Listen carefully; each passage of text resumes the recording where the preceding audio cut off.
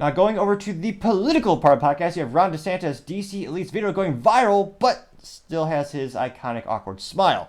Now, this is a quick 20 plus second video on X, or as fewer and fewer people are calling it, they call Twitter. This is coming from his personal specific profile. And before the video, he says, quote, "We must defeat the DC Elites. I am the only candidate who has actually defeated them, and I'll do it the same as president," unquote. And it looks like he has a little video here. They've corrupted our institutions, indoctrinated our kids. Looks like there's a picture of a, what do they call it? The BDSM, LGBT thing with a dog mask and a collar. And then there's two gentlemen dressed up like that, and they're kneeling in front of a child. I would guess she's about 7 or 8 years old, and she's holding the, not the trans pride flag, just the pride flag, the one without the triangle, the little arrow, triangle. The marketing isn't consistent. Trying to stay ahead of it can be difficult. So it's got that going. Opened our border, weaponized government against us, and destroyed the American dream. Ron DeSantis is the only candidate who's... That smile, so... Again, I don't have much high ground to stand on. Truth be told, mine is probably just as awkward or debatably more awkward than Ron DeSantis, but... I mean, again, is him, looks like he's signing a bill right there. Yeah, so he signed a bill, and he's just like,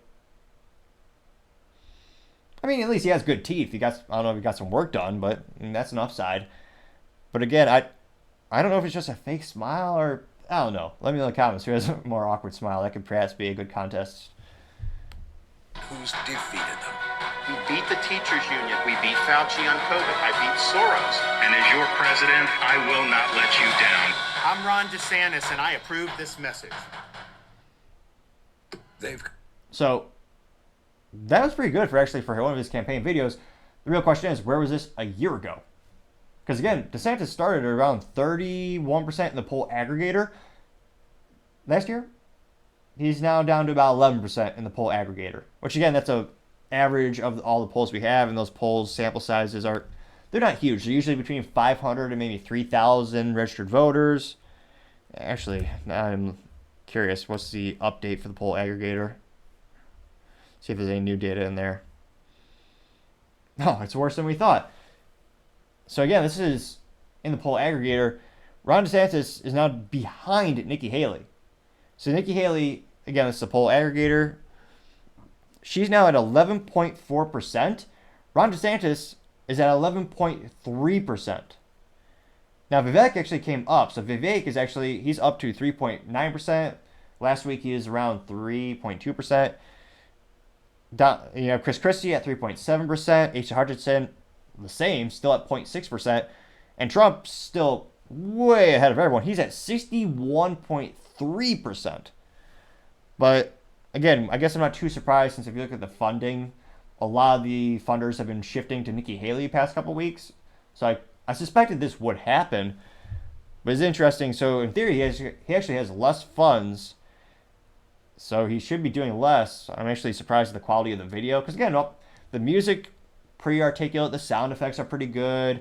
You got the cool, I was going to say, the youth might not know what the actual clock is in terms of like a mechanical clock. But that's what you hear at the very beginning of the video, which I like mechanical engineering, so I think that already sounds cool to me. But, I mean, excuse me, in terms of marketing, I mean, the visuals are good, the music was good, the content was pretty good in terms of, again, he has some track record to run on here, and he has some achievements, many of them good. But again, I don't know if he just didn't focus on those enough early out the gate. And again, there's still plenty of time for him to go up in the polls, but we shall see what the future brings. Now, in terms of the analytics of the video, I took these are, it's not like I waited, 2 minutes after he posted this. We waited 48 hours before collecting the data. And again, excuse me, that within that 48 hours, or at the end of the 48 hours more accurately, he got a little bit under 400,000 views. Now, specifically, he got 368.7 thousand views and 4.4 thousand likes. Now, I mean, I think it's better than his usual posts. Now, let's dive in to see, what are the average comments looking like? Are they good? Better than usual? Maybe? Or is it the usual 50-50, kind of 50-50 hit, 50% good, 50% bad? Or is it more of an outlier where he has a Chris Christie effect, which is a fascinating phenomenon, statistically nearly impossible, where you have 0 positive responses to your original post?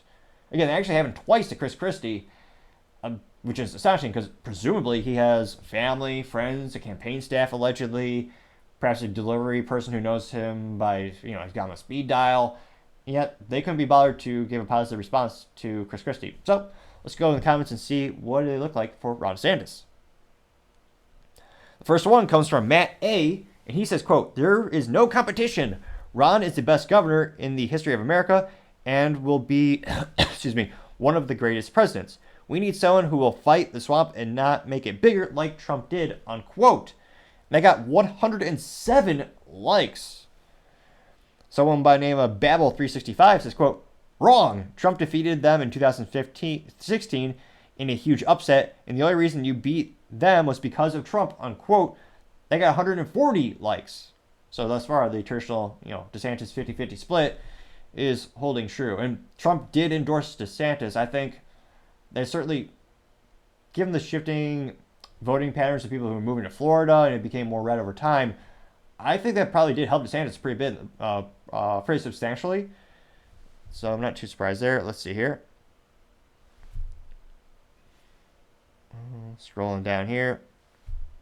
Someone by the name of Linda Trias has a rudimentary picture of DeSantis's boot, and they painted they used a little stencil outline of the inside of the foot, and she says, quote, "How tall are you trying to be exactly," unquote, which is an allegation to the boot gate, in which a lot of people think he's wearing high-heeled boots so he can lift himself, so he can look taller, which, again, marketing just crashed and burned. He did not handle that correctly at all.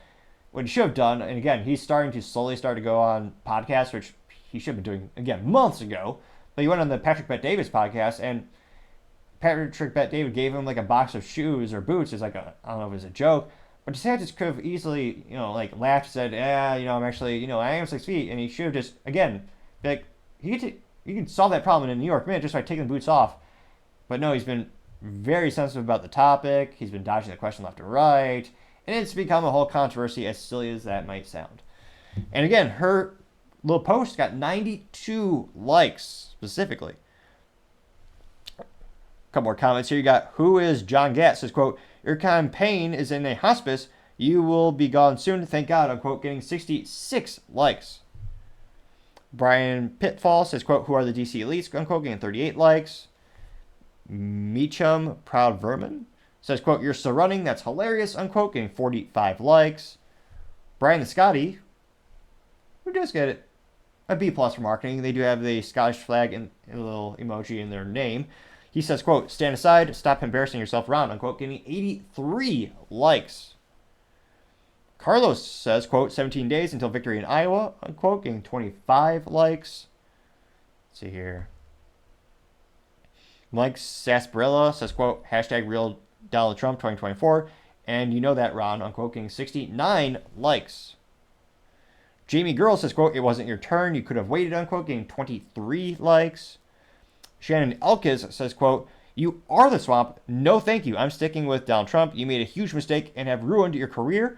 We see who you are now. My son, 23, my daughter, 22, my daughter-in-law, 23, and many of us and our friends will be voting for Trump," unquote, getting 42 likes. The Doppelgangers said, quote, "Oh, shut up already. You are not going to win. Drop out and support Trump like a normal person would," unquote, getting 38 likes.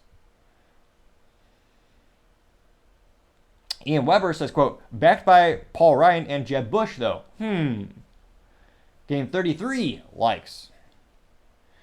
Jamie Girl also says, "And you're a backstabber. You'll never get my vote," unquote, getting 20 likes. Terry Maxey says, quote, "Who did you defeat and how did you quantify that you're," quote, "the only one to do so," unquote, getting 40 likes. Nick Florer says, quote, "In 2016, Trump defeated them at the national level. If not for COVID and ballot harvesting due to Rana, he would have defeated them in 2020. You have only defeated them at the state level," unquote, getting 35 likes.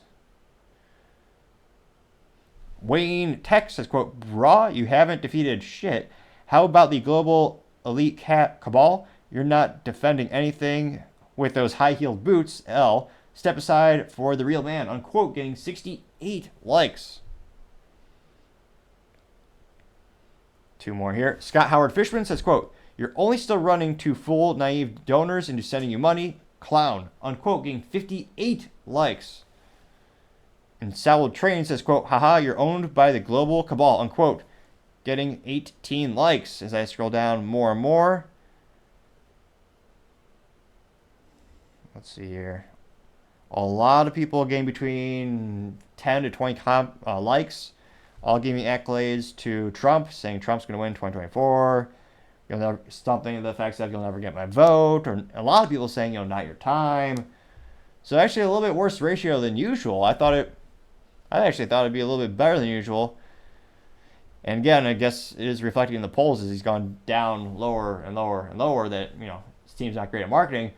Perhaps there's a semblance of hope for people who do believe in DeSantis. Well, given the fact that now he has less resources, perhaps they'll have to be more creative. You see this in business all the time where either they'll have a downturn, they need to turn their business around, they don't have as much capital sometimes. That actually does force you to get creative and try new things, use different materials, use different methodologies for advertising. So perhaps this will force them, and hopefully maybe he'll finally fire some of those, or maybe he won't be able to pay some of those inept people who had previously been doing marketing for him. But again, as I believe this is the very first time he's actually gone.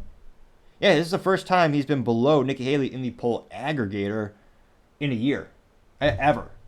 So again, as his competition is getting a lot more resources, they're getting more press in some instances. Let me know in the comments, do you think there's any hope for his campaign? There's no time, don't get me wrong. But again, he has less fuel, less ammo for the fight, whatever metaphor you choose to use. And his competition is getting that same amount of support that he lost, if not more. So let me know in the comments. I'd be fascinated to hear what you have to say.